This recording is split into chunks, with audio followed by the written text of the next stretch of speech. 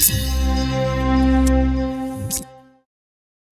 que é que a gente vai fazer aqui, pessoal? Vamos exibir os retornos, né? Ver o desempenho desse portfólio, esse portfólio aqui que a gente teve 32%, vamos pegar ele, vamos fazer ele contra o Ibov, para ver como a gente teria performado caso a gente fosse um gestor de fundo de investimento que tivesse usado essa alocação, né? Então, vamos fazer aqui o exercício. Eu vou pegar a primeira linha daqui, tá? Por que a primeira linha? Porque foi o portfólio campeão, né? Então, eu quero pegar essa alocação aqui, né, e pegar os pesos de cada um.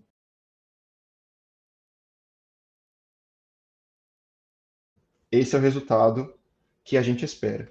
Então, eu vou dizer assim para ele, retorno max, né, que é o retorno máximo, ou seja, o portfólio de retorno máximo é igual a isso aqui. Eu quero que ele remova as colunas retorno e a coluna volatilidade.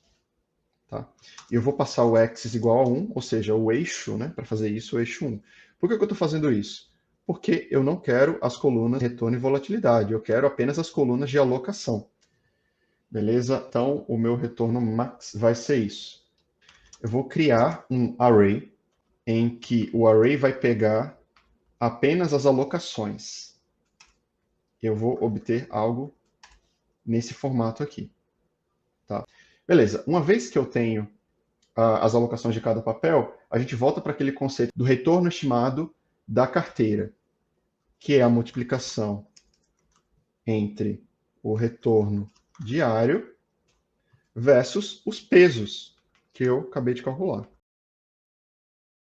Beleza. Dado isso, a gente vai calcular o retorno total da carteira. E aí, pessoal, se eu plotar isso, eu estou pegando os retornos individuais e somando para ver o da carteira, né? E aí, pessoal, a gente tem os retornos diários que a nossa carteira teria tido, de acordo com essa configuração de pesos que eu passei para ela. O retorno acumulado. Arthur, a função comprod faz o que mesmo? Você vai fazendo a soma da primeira linha com a linha anterior, né? E vai Você vai acumulando aquele retorno ao longo do tempo, né? Linha após linha. Isso. Perfeito. Exatamente. Essa seria a nossa carteira, que nesse tempo ela teria aí multiplicado, né? Se a gente tivesse começado com 1, vamos dizer uma cota de 1, né? Imagina que fosse um fundo de investimento, a gente teria saído de uma cota de R$1 e essa cota ao longo desses anos ela teria aí batido quase R$9 e estaria hoje 8 alguma coisa, que não é nada mal, né? É uma performance muito boa. A gente precisa comparar isso com alguma coisa, né? Eu não posso dizer simplesmente que o meu retorno foi bom sem comparar com um benchmark. O benchmark que a gente gosta de usar é, obviamente, o nosso Ibov. Então vamos lá, eu vou usar a função dataReader, vou chamar isso aqui de Ibov. E aí eu vou dizer que os meus retornos é Bov, com a função %change, que a gente viu lá em cima. Esses são os retornos acumulados do Ibov. Tá? Beleza, dado que eu tenho isso, eu tenho o retorno acumulado da minha carteira, tenho o retorno acumulado do Ibov, eu posso usar a função merge, pessoal, para juntar as duas coisas. Vou juntar o resultado da minha carteira com o resultado do Ibov num data frame só.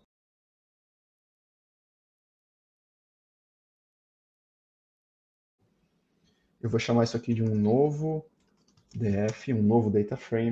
Esse aqui não é data frame, né? Ele está passando como series. Então eu preciso passar isso aqui como data frame. Então eu vou colocar um ponto data frame para que ele entenda que isso aqui é um data frame, não é um Panda series. E vou colocar um outro comando. Eu vou dizer assim para ele, columns igual a... Eu vou dar um nome para ele. Porque se eu não der um nome para isso, ele vai simplesmente jogar zero. Vai ficar um data frame sem nome. E eu quero que ele dê um nome para aquela coluna. Essa coluna eu vou chamar de Ibov. Eu vou fazer a mesma coisa com com os meus retornos. Eu vou passar um pd.dataframe para que ele transforme o que está aqui em dataframe. E eu vou dizer para ele que essa coluna vai se chamar minha carteira. De forma até mais fácil da gente corrigir isso aqui, pessoal, seria passando um rename, né? A gente tem o método rename, então eu posso fazer assim. Eu acho que é o... Será que não é o Evolve Returns está vindo como index, o date, e o outro tá lendo como coluna? Será? Deve ser, né? Talvez pode ser, talvez pode ser. Ele está fazendo confusão com as colunas na hora de converter para data frame. Mas se a gente usar o método rename, acho que é até mais fácil, né? Porque eu posso fazer um column, aí eu passo um dicionário, aí eu digo para ele que quando for adjusted close, eu quero que ele chame isso daqui de ibov, e eu vou dizer que in place igual a true. Porque dessa forma, o que acontecer nessa operação aqui vai ser transmitido ao nosso data frame novo. Então era isso que a gente queria. E tá aí, pessoal, a nossa carteira bateu o Ibov com folga, né? Utilizando a fronteira eficiente, a gente simulando 200 mil portfólios, pegando o melhor dos portfólios, fazendo as alocações e mensurando o desempenho. E aqui, pessoal, avisos importantes que não é demais a gente repetir. A performance passada não é garantia de performance futura. Quer dizer, realmente é um resultado considerável, né, Arthur? Tem um apetite de risco também, né? Olha, a carteira derreteu ali na crise, derreteu praticamente pela metade, né? Exatamente. Perigoso. Outra coisa que é importante também, né? O modelo de Markowitz, né, da fronteira eficiente, ele solta também os valores de volatilidade. Então, pode ser outra coisa, né? Se você está procurando se proteger do risco, se faria uma análise análoga que a gente fez aqui, mas procuraria evitar o risco. Então, procuraria os portfólios de menor risco e tentaria ter um balanço ali saudável, né?